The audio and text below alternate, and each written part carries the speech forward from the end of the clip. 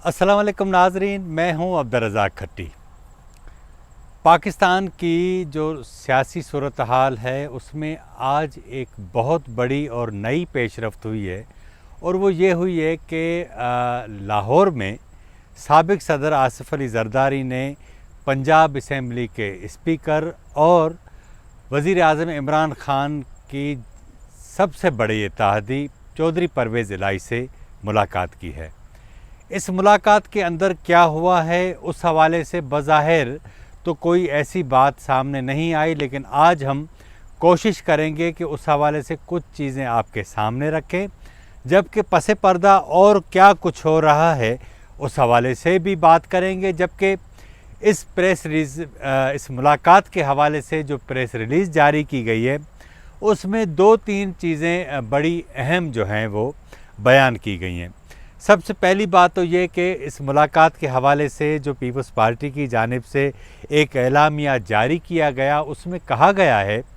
कि चौधरी परवेज़ इलाही आसिफ अली ज़रदारी के लाहौर की जो रिहाइश गाह है बिलावल हाउस, वहाँ आए, आसिफ अली ज़रदारी से मुलाकात की, और इस मुलाकात में मुल्क की मजमूई तौर पर जो सियासी सूरत हाल है उस पर बात हुई। लेकिन उसके अंदर 2 बड़े मायने खेज़ जुमले शामिल थे। एक ये था कि आसिफ अली ज़रदारी ने इस मौके पर चौधरी परवेज़ इलाही से उनकी सेहत के हवाले से हाल अहवाल लिए चौधरी परवेज़ इलाही साहब से, जबकि एक खुसूसी पैगाम भी चौधरी परवेज़ इलाही को दिया कि वो चौधरी शुजात साहब को दें। जबकि जो दूसरी बड़ी बात थी जिस पर जो है वो दोनों रहनुमाओं ने इत्तफ़ाक़ किया वो ये थी कि ये तमाम जमातें पाकिस्तान की अदलिया का एहतराम करती हैं और वो समझती हैं कि पाकिस्तान की अदलिया का जो एहतराम है वो मलहूज़ होना चाहिए। ये मेरा ख़्याल ये जुमला जो कहा गया है इसके पीछे एक तनाज़ुर ये है कि चीफ़ जस्टिस ऑफ पाकिस्तान, आपने देखा होगा कि कराची में कुछ रोज़ बैठे रहे, उसके बाद फिर जिस तरह उन्होंने मुख्तलिफ़ रिमार्क्स दिए उस पर अवाम का शदीद रद्द अमल सामने आया, और फिर हमने ये भी देखा कि मुख्तलिफ़ जमातों की जानिब से इनफरादी तौर पर भी इसके ऊपर सख्त अवामी रद्द अमल था। यानी एक जगह कहा गया था कि ये कौन से लोग हैं जो लाल लाल झंडे लेकर कराची आ जाते हैं, फिर कहा गया कि फ़लाँ इमारत गिरा दो, ये कर दो, वो कर दो। ये वो सारी बातें थी जिसका अल्टीमेटली घुमा फिरा कर हम देखते हैं कि वहाँ जो सिंध हुकूमत थी असल में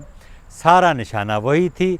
अब जब ये सारी सूरत-हाल बनी है तो इन दोनों रहनुमाओं ने, यानी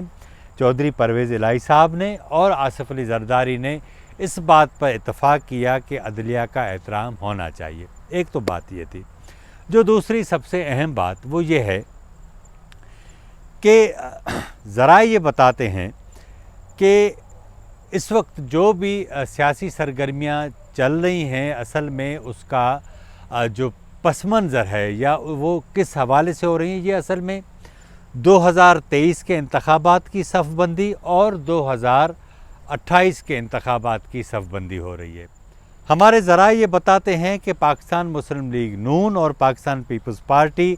इस हवाले से मुशावरत कर रही हैं। उनकी आला सतही जो क़यादत है वो इस बात पर जो है वो इंतहाई संजीदगी के साथ ये बात सोच रही हैं कि 2023 में इस तरह का सेटअप वफाकी हुकूमत का बनना चाहिए जिसमें कुछ पीपल्स पार्टी का हिस्सा हो, मुस्लिम लीग नून का हिस्सा हो, पंजाब में मुस्लिम लीग नून हो और सिंध में पाकिस्तान पीपल्स पार्टी की हुकूमत हो, और इसी तरह अगर पख्तूनख्वा में तहरीक इंसाफ की हुकूमत बन जाती है तो इनको दोनों जमातों को कोई एतराज़ नहीं होगा। बाकी बलूचिस्तान तो है ही माई बापों का, तो उसमें जो भी वो फ़ैसला करेंगे वहाँ उनकी हुकूमत होगी। इस हवाले से मुख्तलिफ़ ज़राए से जब हमारी बात हुई तो उनका कहना ये था कि पाकिस्तान तहरीक इंसाफ को टफ़ टाइम देने के लिए इन दोनों जमातों का आपस में इस हवाले से इत्तेहाद करना जो है वो नागुज़ीर है। इसके बगैर ये सूरत हाल आगे बढ़ ही नहीं सकती। अब आप इस बात का अंदाज़ा लगा लें कि इस सारी जो पेशरफ्त हो रही है सारी सूरत हाल में, उसमें हमने देखा है कि आसिफ अली ज़रदारी को एक तरफ से निशाना बनाया जा रहा है, जबकि दूसरी तरफ وزیر اعظم عمران خان کے جو جبر ہے یا ان کا جو قہر ہے وہ میاں شہباز شریف کے اوپر داخل ان کے اوپر جو ہے وہ ہم دیکھ رہے ہیں کہ وہ گرتا جا رہا. اب یہ آج ان کی ایف آئی اے میں جو ہے وہ طلبی تھی, وہاں انہوں نے 1 گھنٹے سے زائد وہاں وہ رہے اور انہوں نے مختلف سوالات کے جوابات بھی دیے. لیکن یہ ساری صورتحال وہ ہے کہ جس میں کہا یہ جا رہا ہے کہ پاکستان کی اسٹیبلشمنٹ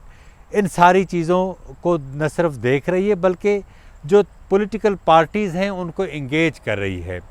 یہ جو اس بار حال ہی میں اے پی سی کی جو تجویز آئی تھی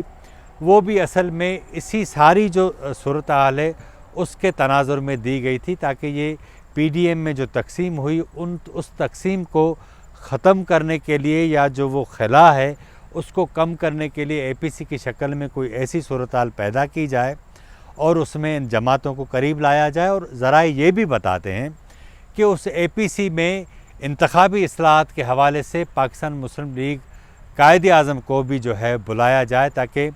جو حکومت کے ساتھ اتحادی جماعتیں ہیں ان کو بھی آن بورڈ لیا جائے اور کوشش کی جائے گی کہ ایم کیو ایم ہے اسے بھی کہا جائے کہ وہ بھی اس میں شامل ہو. لیکن یہ ابھی ابتدائی بات ہے, اس پر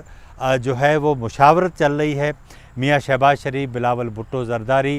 اور آصف علی زرداری کے درمیان. ذرائع یہ بتاتے ہیں کہ آصف علی زرداری جب اس وقت لاہور میں ہے تو ان 48 سے 36 گھنٹوں کے درمیان کافی جو ہے وہ بار آصف علی زرداری اور میاں شہباز شریف کے درمیان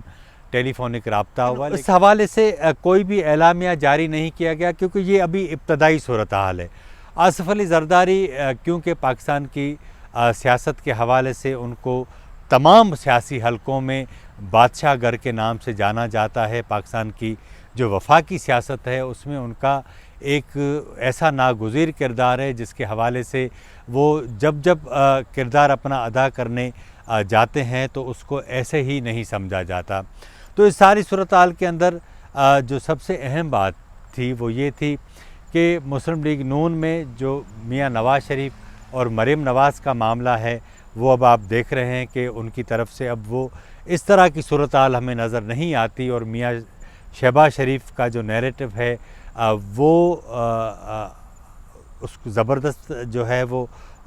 ہمیں نظر آتا ہے, اس کو قبولیت زیادہ بخشی جا رہی ہے. تو اس ساری صورتحال کے اندر اصل معاملہ جو ہے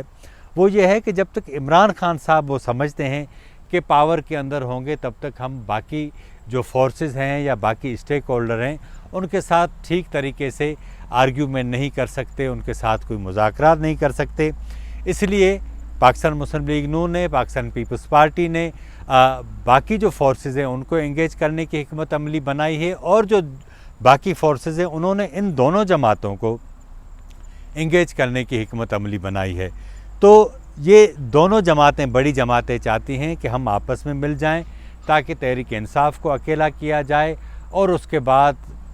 ملا کے کوئی نیا پاور فارمولہ تیار کیا جائے. آج کے پروگرام میں اتنا ہی. اگر آپ کو ہمارا پروگرام اچھا لگا ہو تو ہمارے چینل کو ضرور سبسکرائب کریں, لائک کریں, شیئر کریں اور اپنی رائے کا اظہار ضرور کریں تاکہ آنے والے دنوں میں ہم اپنے اس پروگرام کو مزید بہتر بنا سکیں. مجھے اجازت دیجیے. اللہ حافظ.